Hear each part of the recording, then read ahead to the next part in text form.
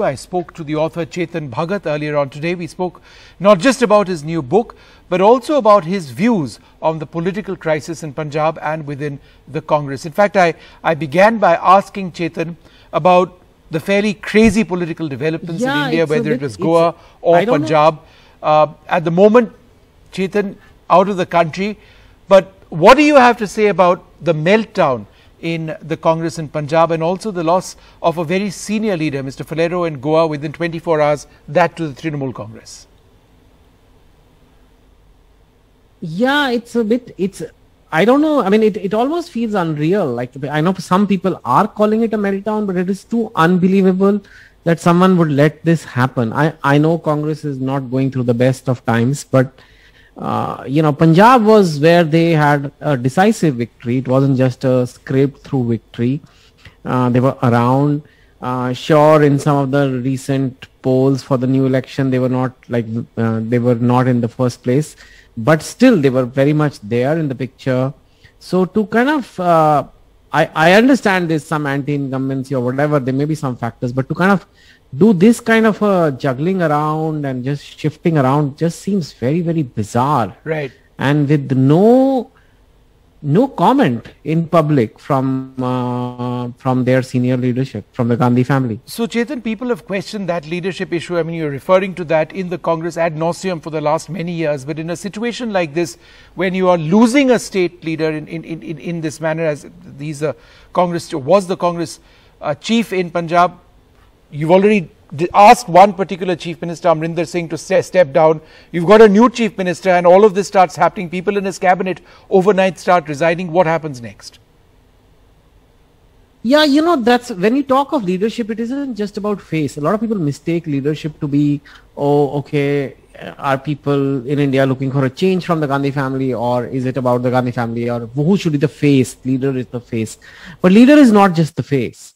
A leader is also the decision maker, and especially in crucial times. I mean, such crucial situations don't come every day, but when they do, it all comes down to the man or woman at the top.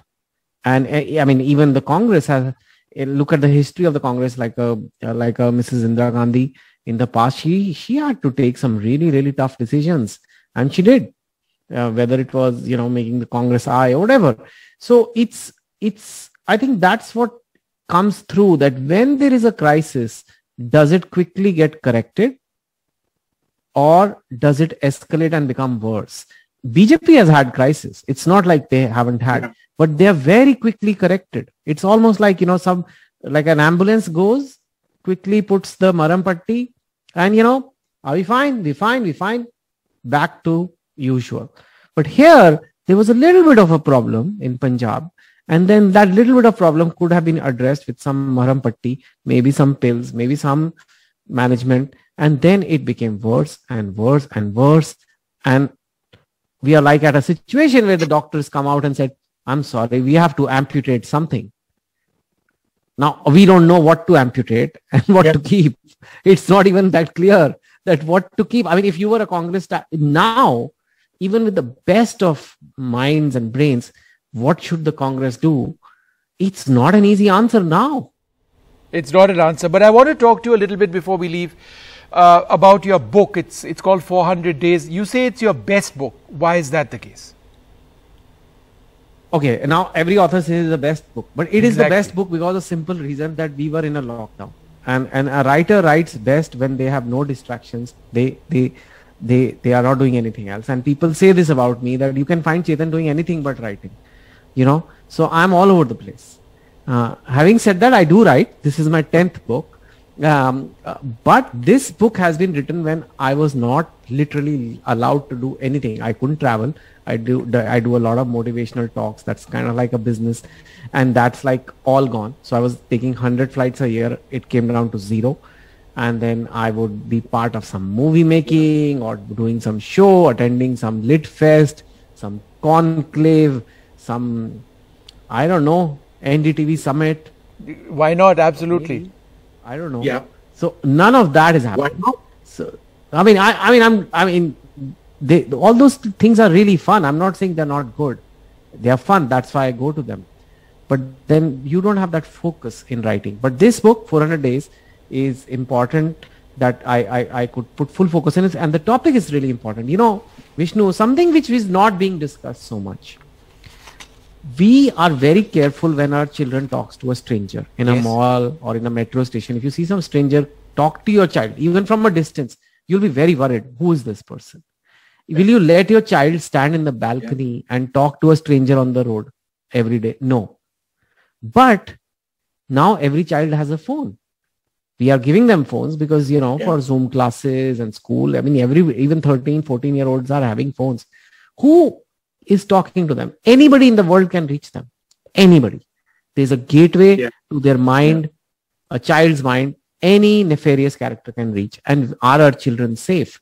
And it's a story of a missing child. That's the mystery. And of course, it has the romance, drama, humor and all.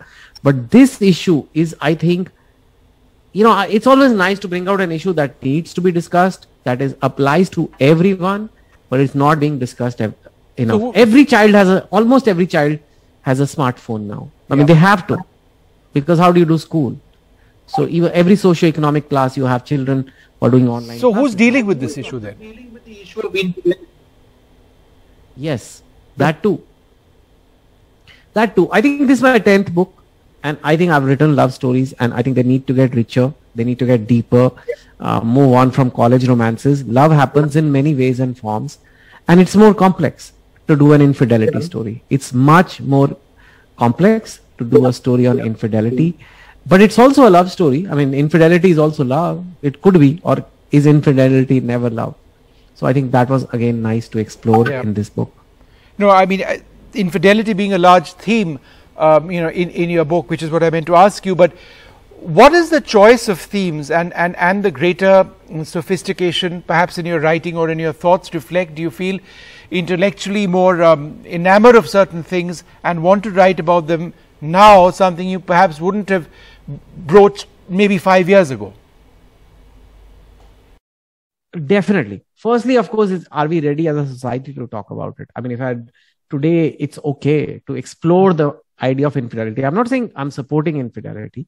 I'm just saying to see all aspects of it, the good, the bad. Why does it happen? Why should it happen? Should it not happen? The Indians are far more tolerant now. Maybe we've consumed so much of this OTT content, which is really pushing the envelope, very edgy. So people are quite okay with this kind of stuff now. Also, like I said, on children's safety, on smartphones. I mean, it's not that only the elite or the rich have smartphones. Every middle classes also, children have phones now. So I feel this issue of internet safety for children is not really been discussed as much. So yes, for me, I've grown as a writer. I've become more mature as a writer. I'm more confident that I can handle it. It's not easy to handle stories like this and present them at the mass level. You can make a very niche kind of book which, you know, explores and only a few people read it.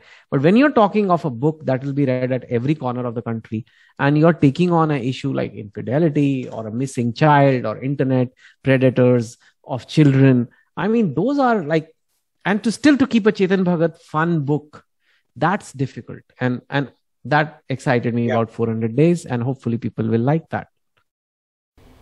All right. Well, Chetan, thank you so much for being with us, joining us today. It's been wonderful speaking to you, learning a little bit about your new book. It's going to be out on the 8th of October, and indeed getting your idea on the political developments in the country. We're completely out of time on this program. From all of us here, goodbye.